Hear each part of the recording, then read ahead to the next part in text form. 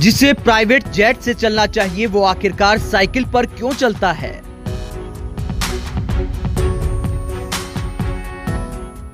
जिसके चारों तरफ सुरक्षा का कड़ा पहरा होना चाहिए वो बेखौफ होकर गांव के बच्चों के साथ क्रिकेट खेलता है। हाईटेक ऑफिस के बजाय जो खेतों में बैठकर दुनिया जीतने की आइडिया सोचता है, जो 18,000 करोड़ की संपत्ति का मालिक है और जिनकी आत्मा भारत की गांव में बसती है, उनका नाम है श्रीधर वेम्बू। 53 साल के श्रीधर वेम्बू देश की मिट्टी के ऐसे असल नायक हैं जिनकी कहानी साउथ की कुछ फिल्मों की तरह दिखाई देती है। सॉफ्टवेयर इंडस्ट्री के बादशाह और सादगी की मिसाल श्रीधर वेम्बू की कहानी आपको सलाम करने पर मजबूर कर देती है।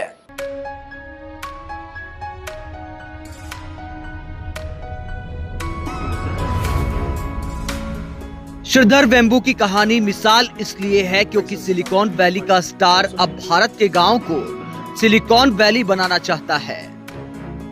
आईआईटी मद्रास से इंजीनियरिंग करने के बाद 1996 में श्रीधर वेम्बू ने एडवेंटनेट कंपनी की आधारशिला रखी, जिसका नाम 2009 में बदलकर जोहो कॉरपोरेशन कर दिया गया। श्रीधर वेम्बू सॉफ्टवेयर डेवलप करने की दुनिया में कामयाबी की सीढ़ियां चढ़ते चले गए और फोर्ब्स के अनुसार उनकी कुल संपत्ति अब 18,000 करोड़ रुपए है। लेकिन साल 2019 में श्रीधर वेम्बू ने ऐसा कदम उठाया जिससे लोग हैरान रह गए। उन्होंने कैलिफोर्निया के बे एरिया से अपनी कंपनी का ग्लोबल हेडक्वार्टर चेन्नई से 650 किलोमीटर दूर तेनकासी जिले के मथालम पराई गांव में शिफ्ट कर दिया। तमिलनाडु के मथालम पराई गांव में आने के बाद श्रीधर वेम्बू की लाइफस्टाइल और सादगी भी हैरान करने वाली है। ज्यादातर वो साइकिल या ऑटो में सफर करते हैं, बहुत कम कार का इस्तेमाल करते हैं। आप सोच कर देखिए कि कोई खरबपति क्या ऑटो और साइकिल से चल सकता है, लेकिन श्रीधर वेम्बू ऐसा करते हैं। लॉकडाउन के दौरान उन्होंने गरीब बच्चों को पढ़ाना शुरू किया। शुरुआत में 3 बच्चे पढ़ने आते थे, उसके बाद संख्या बढ़ती चली गई तो श्रीधर वेम्बू ने अब बड़ा फैसला लिया है एक ऐसा स्कूल स्थापित करने का जहां गरीब बच्चों को मुफ्त शिक्षा और मुफ्त भोजन दिया जाएगा। और ऐसी पढ़ाई कराने का उद्देश्य है, ऐसा विजन है श्रीधर वेम्बू का कि उनके स्कूल में मार्क्स और ग्रेड पर ध्यान नहीं दिया जाएगा, बल्कि बच्चों में ऐसा हुनर पैदा किया जाएगा कि वो दुनिया जीतने का दम रखते हो, अपने हुनर से रोजगार पा सके, कोई समस्या ना हो रोजगार की। छोटे से गांव में ग्लोबल हेडक्वार्टर बनाने के अलावा जोहो कॉरपोरेशन भारत के अनेक छोटे कस्बों में अपने कार्यालय बना रही है, जहां सॉफ्टवेयर इंजीनियर्स को नौकरी दी जा रही है ताकि वो गांव से पलायन होकर किसी बड़े शहर में न जाएं। दोस्तों, आपने देखा होगा कि गांव के बच्चे भी जब कामयाबी की सीढ़ियां चढ़ते हैं, एमबीए करते हैं, इंजीनियरिंग करते हैं, पढ़ाई में झंडे गाड़ते हैं, तो नौकरी के अवसर सिर्फ महानगरों में होते हैं।